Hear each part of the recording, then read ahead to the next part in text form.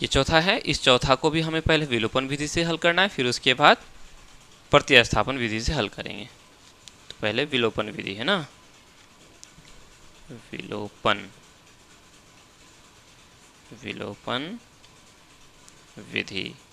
पहला समीकरण क्या है, x बटा 2 जोड़ 2y बटा 3 बराबर घटा 1। देखो बटा में है दिया हुआ है ना, तो हम क्या करें, इस बटा वाले को गायब करते हैं। ठीक है, कैसे गायब करेंगे, यहाँ लिखेंगे या। ठीक है, अगर ये भिन्न दिया हुआ रहता तो भिन्न का जोड़ वगैरह तो आप लोगों को पता है, हम क्या करेंगे, इस 2 और 3 को गुना कर देंगे तो कितना हो जाएगा, 3 दूनी 6 हो जाएगा। चलो एक स्टेप को बढ़ा देते हैं, हटाओ एक स्टेप को बढ़ा देते हैं। ठीक है, तो 3 दूनी 6 हो गया, ये बराबर घटा 1 हो जाए।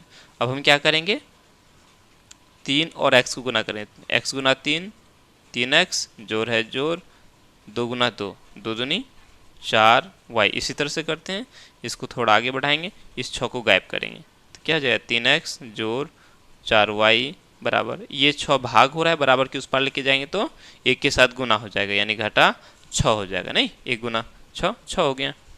क्लियर, इतना हो गया। अब ये हमारा समीकरण 1 बन गया।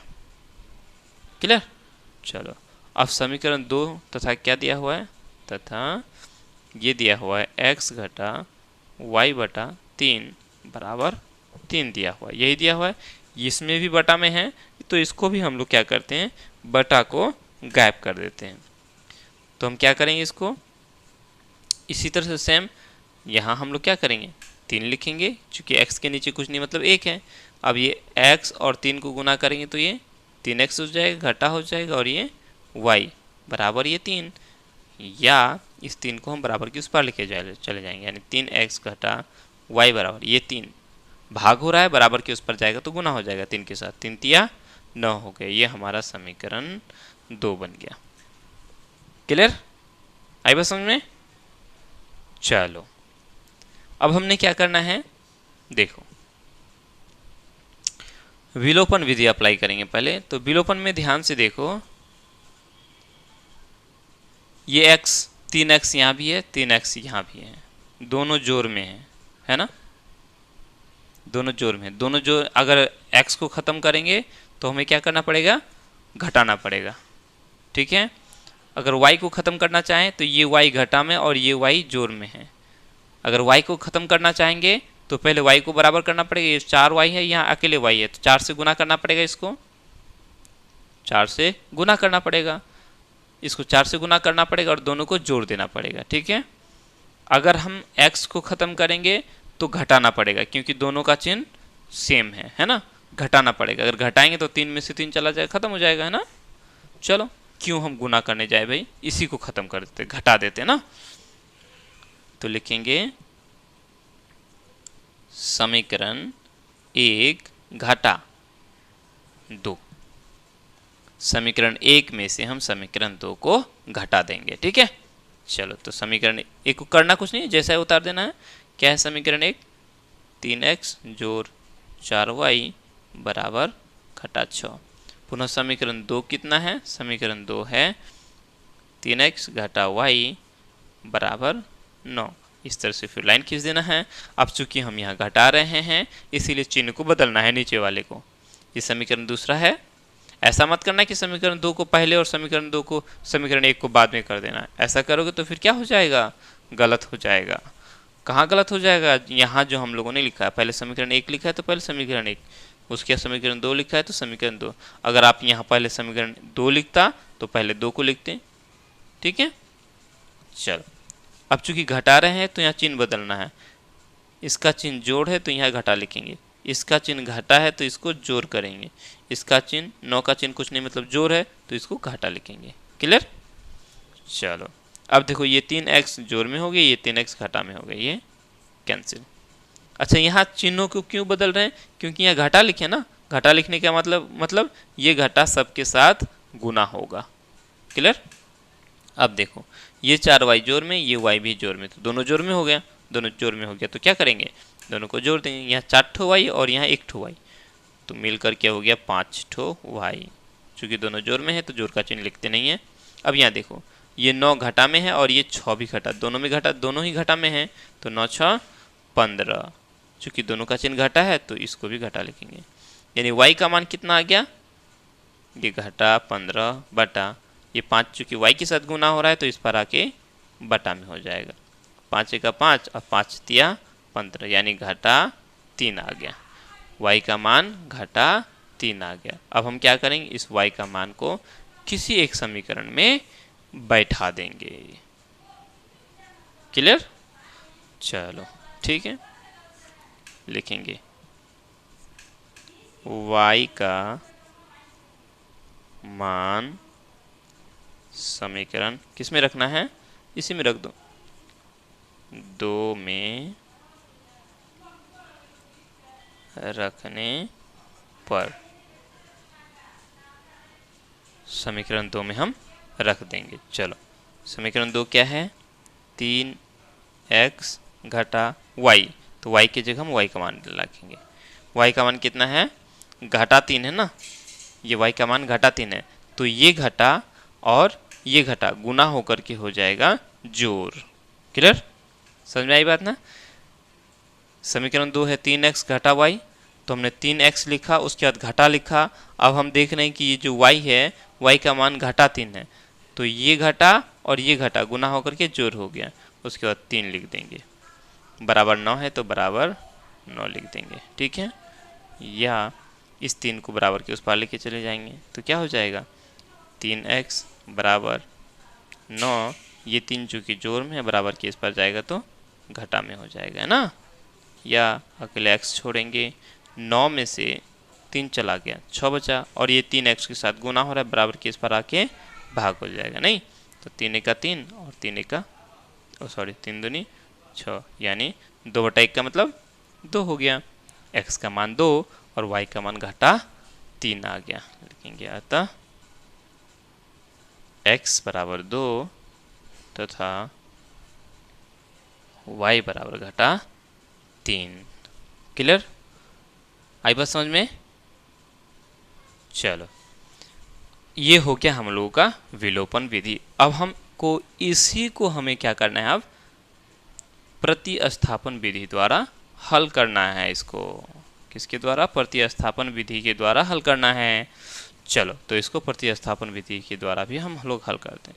इन्हीं दोनों समीकरणों को ले लेते हैं जो हम लोगों ने बनाया है, 3x जोड़ 4y बराबर घटा 6 और 3x घटा y बराबर 9। ठीक है, इन्हीं दोनों को लेकर के काम कर लेते हैं, फिर इसको लेंगे तो फिर आगे करना पड़ेगा, तो इन्हीं को हम लोग, या अगर आप लोग लेना चाहो तो ले सकते हो इसको, इन्हीं दोनों को लेकर के फिर हम लोग आगे बढ़ा सकते हैं। खैर जो हम लोग को निकाला हुआ है वही ले लेते हैं। यहाँ लिखेंगे प्रतिस्थापन विधि।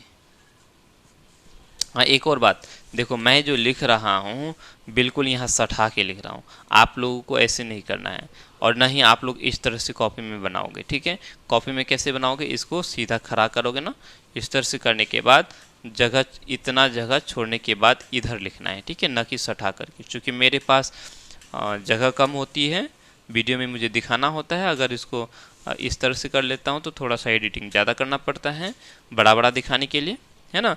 इस तरह से करता हूँ तो थोड़ा सा एडजस्ट हो जाता है, इसीलिए मैं इस तरह से बना रहा हूँ आप लोगों के लिए। राइट, चलो प्रतिस्थापन विधि में हम लोग दोनों समीकरण को लिखते हैं। पहला समीकरण है 3x जोड़ 4y बराबर घटा 6, ये समीकरण 1 है। दूसरा समीकरण है 3x घटा y बराबर 9, ये समीकरण 2 है। क्लियर? अब यहाँ ध्यान दो, देखो चाहे तो आप x का मान निकालो या y का मान निकालो। प्रतिस्थापन विधि में क्या करते हैं, x का या फिर y का मान निकालते हैं, उसके बाद फिर जिससे लेते हैं उसका दूसरा समीकरण में बैठा देते हैं। नहीं समझ में आया? जैसे ये यहाँ इस समीकरण को लेकर के अगर हम x का मान निकालेंगे तो उस x का मान को हम समीकरण 2 में बैठा देंगे, या फिर समीकरण 2 में से निकाल के समीकरण 1 में बैठा देंगे। यहाँ ध्यान दो, चाहे तो हम x का मान निकालें या y का मान निकालें, बात बराबर। क्लियर? तो यहाँ एक ध्यान दो, ये जो y है ना अकेले है, y क्या है, अकेले। y के साथ कुछ गुना हो रहा है, नहीं हो रहा है, तो हमें y का अगर यहाँ हम मान निकाल लेते हैं तो ज़्यादा अच्छा रहेगा। ठीक है, तो हम क्या करेंगे, यहाँ से y का ही मान निकाल लेते हैं। एक काम करते हैं सहूलियत के लिए 3x को हम बराबर की उस पार ना ले जा करके थोड़ा सा माइंड को सेट करो। ये y यहाँ घटा में है, बराबर इस y को इस पार लेके आ जाओ और इस 9 को इस पार लेके आ जाओ, तो क्या हो जाएगा 3x, ये 9 जोड़ में है तो बराबर की इस पार आ जाएगा तो घटा में हो जाएगा, और ये इस y को हम बराबर की उस पार लेके आ जाएंगे तो ये हो जाएगा जोड़ में। यानी 3x घटा 9 बराबर y, मतलब हम ये कहेंगे कि y बराबर जो है 3x घटा 9 है। y बराबर कितना है 3x घटा 9, मतलब 3x घटा 9 बराबर y है। तो इतना बराबर इतना बोलो या इतना बराबर इतना बोलो, बात बराबर। ये हो गया समीकरण 3, मान लो इसको। क्लियर, तो y का मान कितना निकला हम लोगों का 3x घटा 9 निकला, 3x घटा 9। अब हम इस y का मान को समीकरण, चूंकि ये समीकरण 2 से निकाले तो समीकरण 1 में बैठा देंगे। ठीक है, लिखेंगे समीकरण 3 को क्या करेंगे हम समीकरण 1 में प्रतिस्थापित करने पर, ठीक है, प्रतिस्थापित कर देंगे। चलो करते हैं। समीकरण 1 क्या है 3x, तो 3x लिखेंगे, चूंकि x का ये मान नहीं है, ये y का मान है। ठीक है, 3x घटा 9 क्या है y का मान है, जोड़ है जोड़ 4y। अब y के जगह हम y का मान डालेंगे। y का मान कितना है तो 3x घटा 9 है, 3x घटा 9। चूँकि यहाँ 3x घटा 9 है इसीलिए हमने क्या किया, यहाँ ब्रैकेट का चिन्ह लगाया। अगर ब्रैकेट का चिन्ह ना लगाता सिर्फ 3x घटा 9 तो सिर्फ 4 और 3 ही गुना हो जाता, चूँकि इस पूरा के साथ 4 गुना होगा। उसके बाद क्या है बराबर घटा 6 है तो बराबर घटा 6 लिख लिया। चलो अब ब्रैकेट को तोड़ दो, क्या हो जाएगा ये 3x जोड़ 4 तिया 12x। अब ये जोड़ और ये घटा हो जाएगा, 4 नाम 36। क्लियर, और ये घटा 6 रह गया। ठीक है, हम इसको आगे बढ़ाएंगे तो कितना हो जाएगा, ये 3x और ये 12x कितना हो जाएगा 15x हो गया, 12 3 15x हो गया। ये 36 घटा में है, बराबर की उस पार लेके चले जाएंगे तो क्या हो जाएगा, ये जोड़ में हो जाएगा, है ना। इस पार जो जोड़ में होता है उस पर जाके घटा हो जाता है, जो इस पर घटा में होता है उस पर जाकर के वो जोड़ में हो जाता है। क्लियर, चलो अब हमने क्या करना है, इसको यहाँ x को अकेले छोड़ देना, तो 36 में से 6 चला जाएगा, ये 30 बन जाएगा। अब 15 x के साथ गुना हो रहा है, बराबर के इस पर आकर के भाग हो जाएगा, तो 15 का 15 और 15 दूनी 30, यानी 2/1 का मतलब 2। x का मान 2 आ गया। अब इस x का मान को हम किसी एक समीकरण में बैठा देंगे, किसी एक में, क्या समीकरण 3 में। समीकरण 3 में x का मान बैठाएंगे तो y का मान निकल जाएगा। ठीक है, यहाँ लिखेंगे अब x का मान समीकरण 3 में, ठीक है, समीकरण 3 में रखने पर, तो समीकरण 3 में हम लोग रख लेते हैं। समीकरण 3 क्या है, समीकरण 3 है y बराबर 3x, x मेरा 2 है तो 2, उसके बाद घटा 9 है तो घटा 9। अब बोलोगे सर यहाँ है 3x घटा 9 बराबर y और आपने लिखा 9 बराबर 3x घटा 9, सॉरी 3x घटा 9 y बराबर, ऐसा क्यों लिखा। देखो इतना बराबर इतना बोलो या फिर इतना बराबर इतना बोलो, कोई दिक्कत वाली बात है, कोई बात नहीं, दोनों को हम लोग लिख सकते हैं। ठीक है, यानी y बराबर हम लोग 3x घटा 9 लिख सकते हैं। लिख लिया, चलो इसको आगे बढ़ाएंगे तो कितना हो, 3 दूनी 6 हो जाएगा, ये घटा 9। अब देखो 9 में से 6 चला गया, 3 बचा, चूंकि हम लोगों ने 9 से घटाया, 9 का चिन्ह घटा है तो यहाँ घटा हो गया।